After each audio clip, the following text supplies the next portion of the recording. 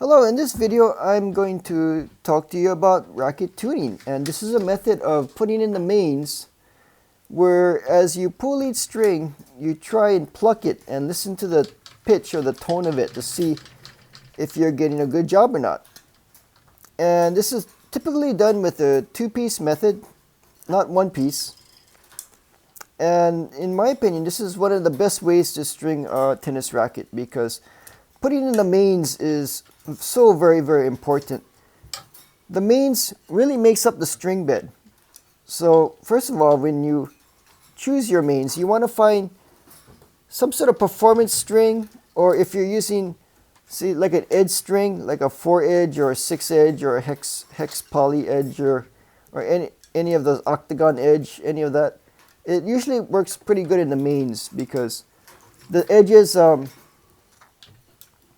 they can cut into the ball, you get a little bit more spin. Or if you're using a performance string, such as like a multi-filament or a poly string with good resiliency that allows you to hit the ball with very little effort.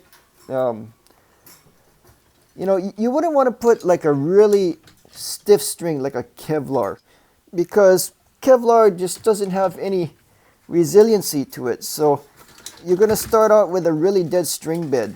And unless you want to play with literally a board, that would require you to really strain yourself every time you swing at the ball. I mean, that's a great way to get injured, get fatigued easily.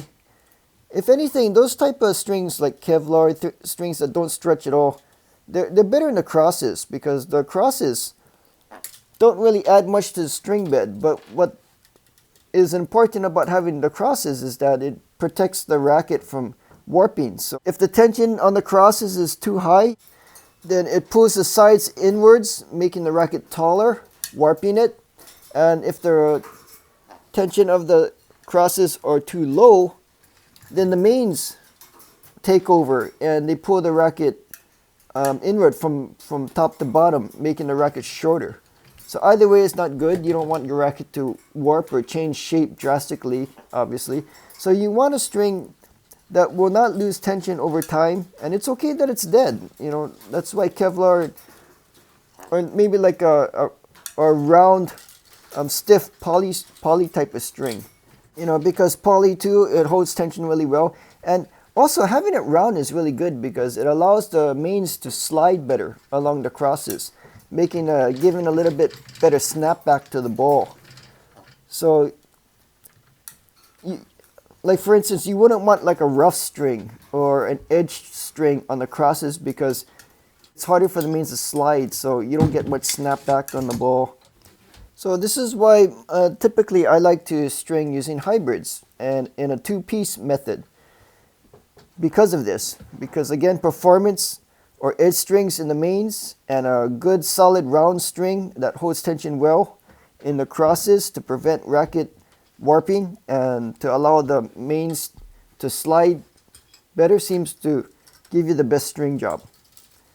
And that's why I don't recommend one-piece stringing methods such as around the world stringing patterns, because the mains and crosses need different characteristics to get the best result in a good stringing job. And when you do around the world, before you finish the mains, you start the crosses. And when you do that, you can't really do any racket tuning.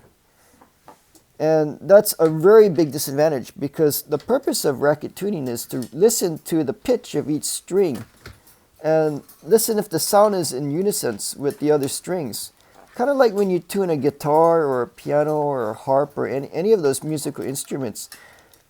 Each string needs to be a different tension at times. Sometimes it's good to have the same tension, depending on how you like it.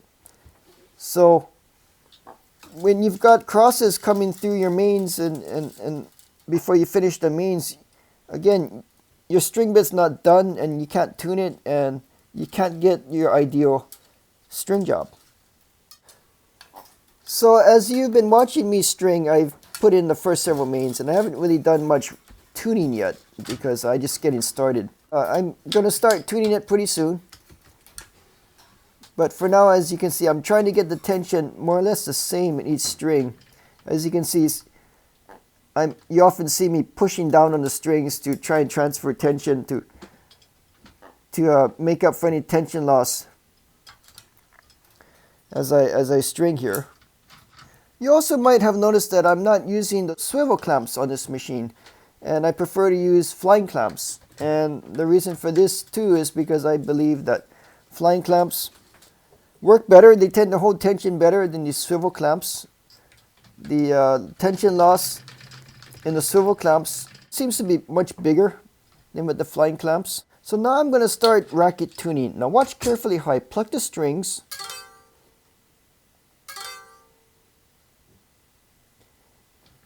And then I move tension accordingly and increase tension.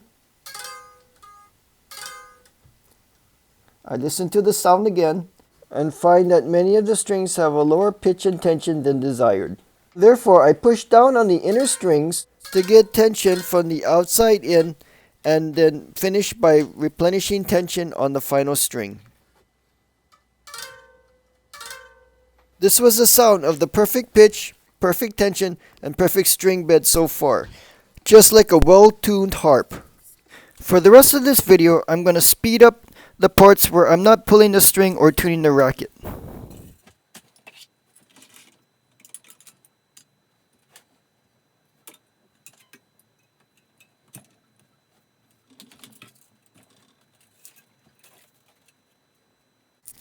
Okay, so watch again how I pull the string and apply tension and pluck the strings to get the perfect consistent sound that I'm looking for. Ideally, you want to get it so that each string has a consistent sound when you pluck it, and this can be achieved by moving tension from the inside outside, by pushing on the inside strings one by one until you get to the outside string, and then compensate for lost tension by pulling the trigger. I continue to do this until I get it just right.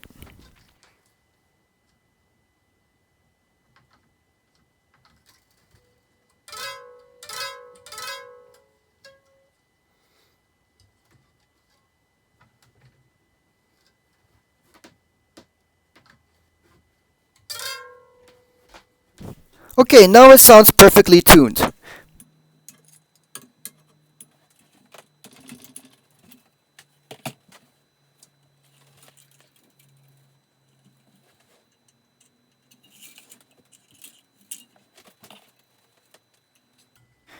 Okay, so I pull the string again and start to tune the racket just as before.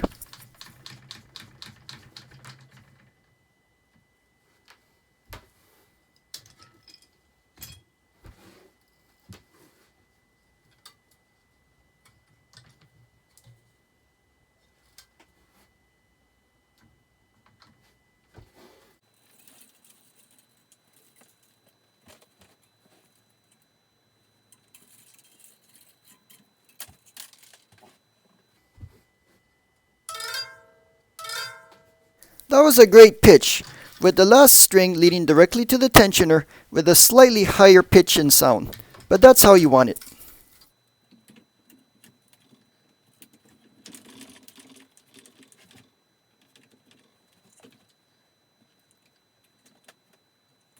Okay, here I go again as I pull and tune the strings to get each string perfect in unison with each other.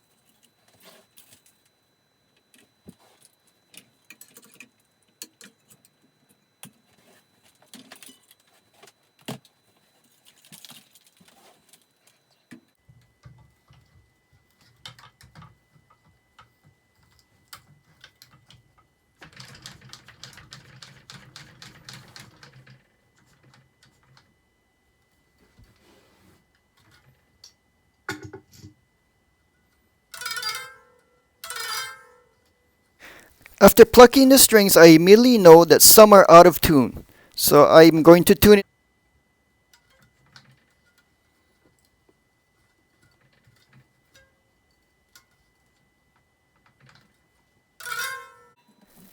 Perfect pitch, perfect sound. Now the strings are in unison.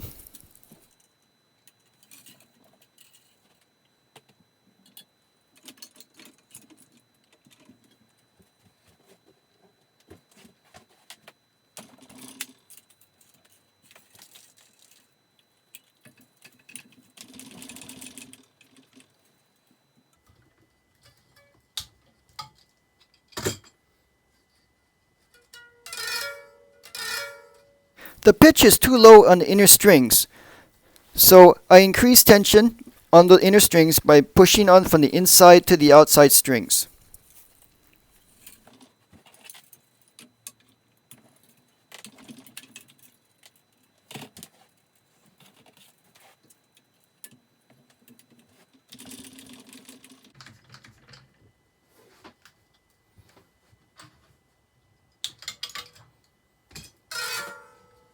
The inside strings sound a little bit loose, so I will improve their pitch by pushing on the strings and picking up tension with the pistol. The last remaining mains, I'm going to continue to do what I'm doing, plucking, tuning, and picking up slack and moving tension until every time I'm pulling a string, all other strings fall in place and the pitch and tuning becomes perfect and it sounds just like a harp.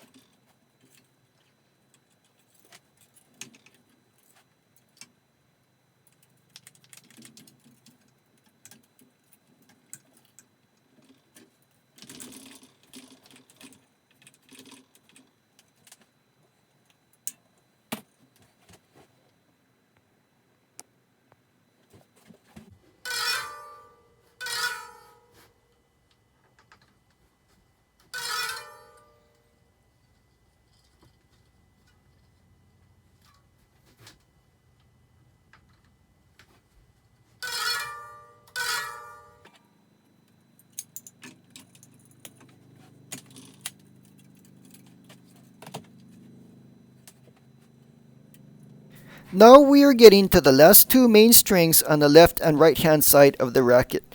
Because of excessive tension loss from tightening the knot, I will increase tension by roughly 4 pounds for the last two strings on each side. So as you can tell when I tune it, the pitch will be much higher, resulting from the string getting shorter towards the outside of the racket and higher tension that I'm pulling at.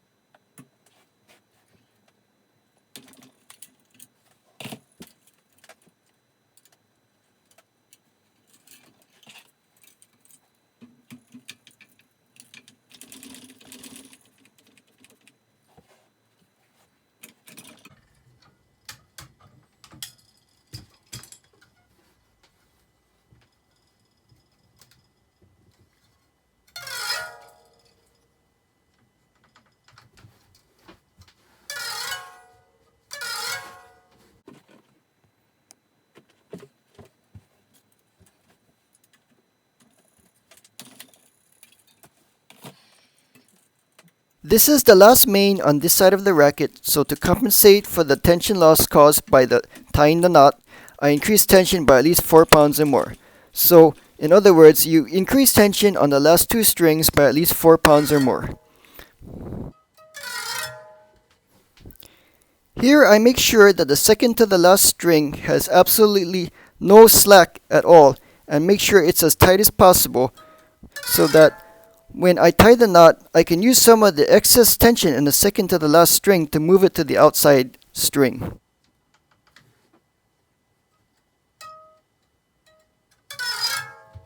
The pitch of these strings sound really good, with the last two outer strings being at a much higher pitch because of their shorter length and excess tension that I've added. Once I'm satisfied with the last strings, I clamp and prepare to tie off with a Parno knot, but I don't completely close it in case I want to go back and do more tuning. Then I thread the last string on the other side of the racket and do the same thing I did on the other side. Increase tension by at least 4 pounds or more on the last two strings, do some tuning, and then finally clamp and tie off.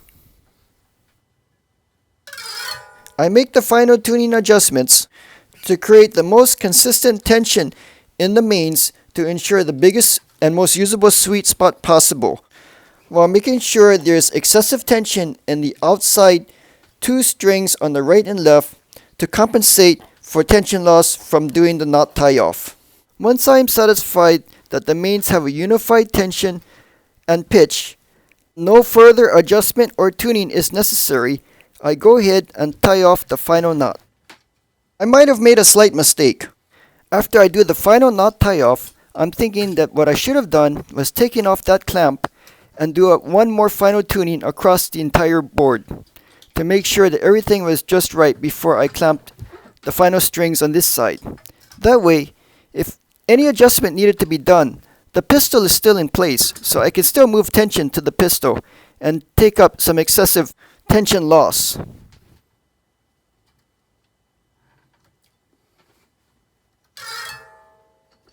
I am very satisfied with the pitch, tension, and consistency of all the main strings, so I clamp and tie off using a Parnell knot.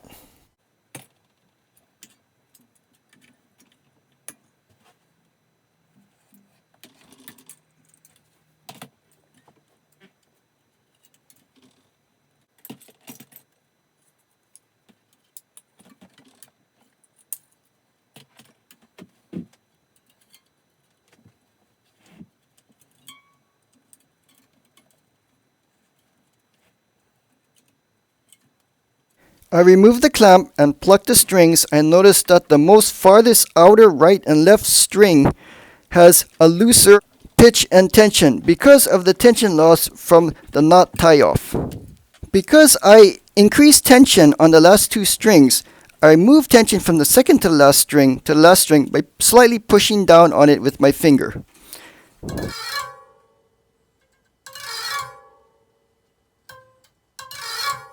Here I push on the second to the last string to move tension to the most outer string. Here I do a little bit more fine tuning.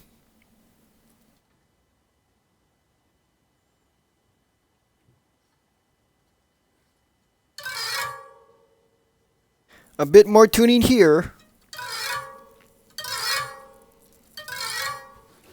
And now it seems to be very good.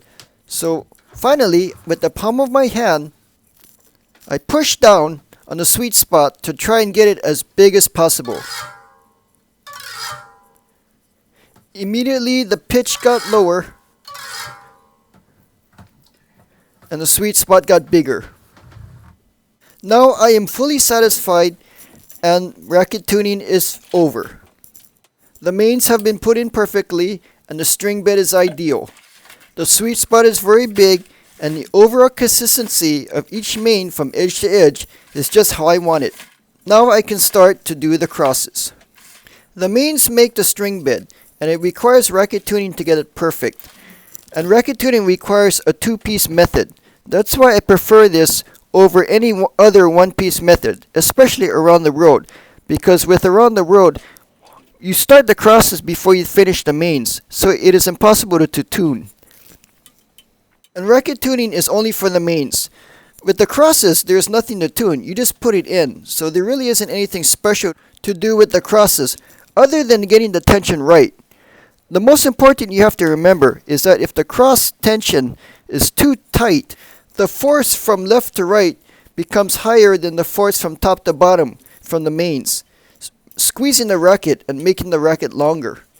If the tension is too low, then the force from the mains from top to bottom becomes higher, crushing the racket, making it shorter. No matter what stringing machine you use, the racket supports or to support the racket from warping when putting in the mains. The only thing to support the racket from not warping when it's finished is the selected tension of the crosses. If you noticed how I put the crosses in, I started from the second grommet instead of the first. This way, the first two strings goes in a lot faster because you don't have to pull the entire string through the frame for the first two strings. I don't recommend pulling directly on the first string because all the force will be focused on the starting knot, and that's not a good idea to do because sometimes the starting knot will not be able to hold it. Therefore, I usually thread two strings before I pull the first. But when I do this, I do compensate by adding an extra 4 pounds at least to compensate for doing a double pull. Because this is a double pull, I try to transfer as much tension as possible to the first string because it's not being pulled directly. Other than that, there's nothing else I can say about doing the crosses. Racket tuning was only for the mains, but I'm going to let this run a little bit more and you can enjoy watching me doing some of the crosses. Maybe something interesting to look at is how I position the pistol on this 6-point racket support machine. You notice I'm able to get it anywhere I can. Oftentimes I need to turn it sideways, but whether it's sideways or vertical, it doesn't matter. They're both very stable and easy to use. So if you have a machine like this, where the tension head is broken, and maybe even if the clamps don't work, actually the fixed clamps do work with this machine, but oftentimes at racket tuning, it's more recommended to use flying clamps. So I'm using flying clamps in this demonstration. But if you have a machine like this, where everything but the racket supports are broken, all you need is an EasyStringer tension head and maybe some flying clamps, and you can string like a pro. Better than any pro, because you will never overpull the poly strings and you always get the perfect string bed if you tune the mains properly. I hope you enjoyed this video, and please enjoy the rest of it. I'm going to cut it short. I'm not going to string the entire racket, but you can watch me do a few more crosses before this video ends. Thank you for watching, and please subscribe and hit the like button if you like this video. Leave any comments if you want, and I'm always looking forward to reading any constructive criticism.